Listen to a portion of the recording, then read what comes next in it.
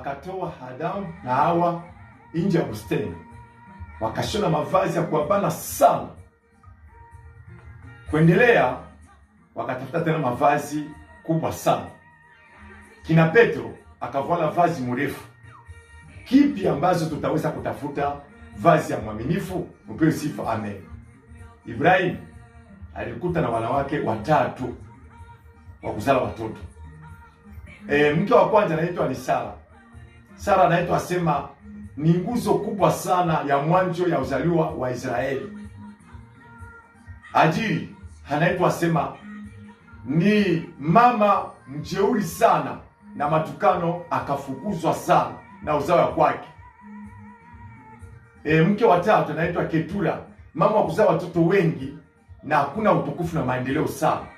Yaani tuzae neema ya Bwana na utumishi wa Bwana ikuwe na uzao ya utakatifu sana na tangazo kubwa ya mafanikio. Amina.